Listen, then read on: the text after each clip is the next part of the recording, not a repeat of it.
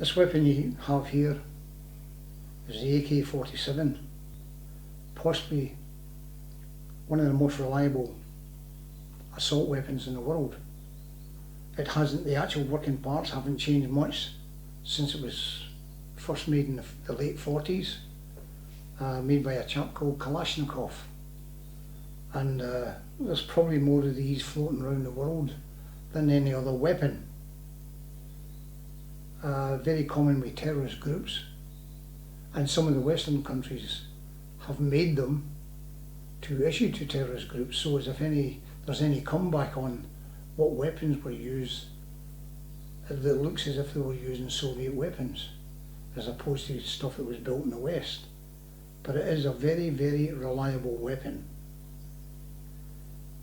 I was in Uganda once and I stepped on a muddy patch and I could feel something springy underneath me, and I pressed down and it was a wooden butt that was on it, not the folding stock.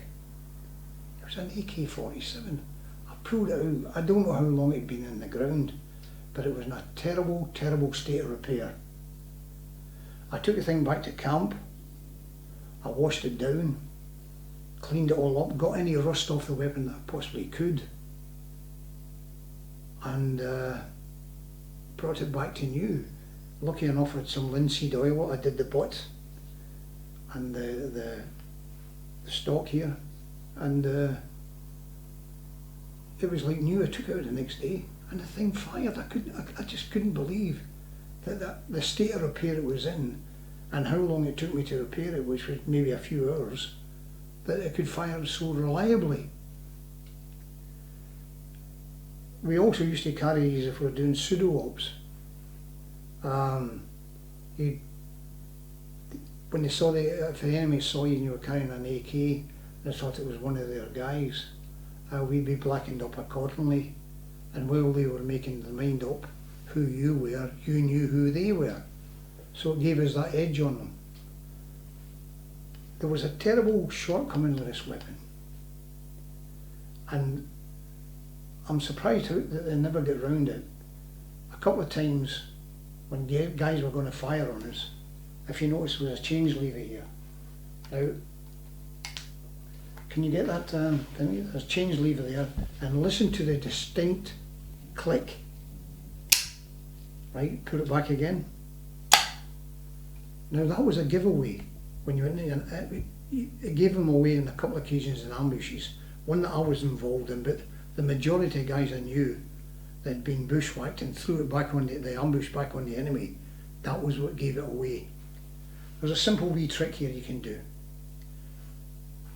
Take the weapon apart,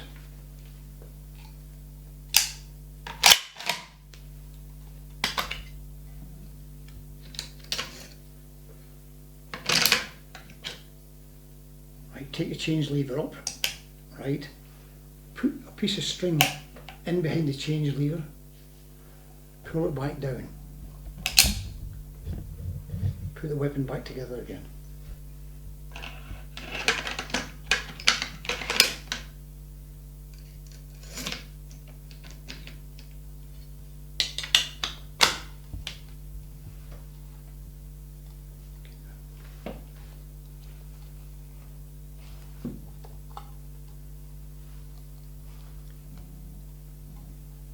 Just lift all the string, right?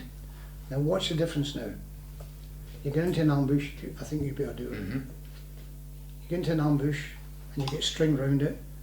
All you do is lift the string up and pull the safety catch down. Can you notice the difference? The difference is when you put it back on, but when it comes away again, you won't hear it. Now that was it was a fault with that weapon. It was a giveaway, but on the whole it was an extremely reliable weapon. It didn't have the hitting power that the FN had, or the SLR, but you could carry a lot more ammunition than you could, so you could pump more ammunition into the person you were fighting with. And the great thing is, if you're working behind the enemy lines, they used this weapon, so there was always a supply of ammunition if you ran out. because they were using the same weapon. I used to get different magazines for it, and it was at one stage they brought out a drum magazine, which was for a heavy duty version of this, but you could fire it on here, and it could give you a capacity of about 70 rounds, I think. So it was a well thought out weapon, a well used weapon, and we used it to the best of our ability on pseudo type work. I've got nothing but praise for it.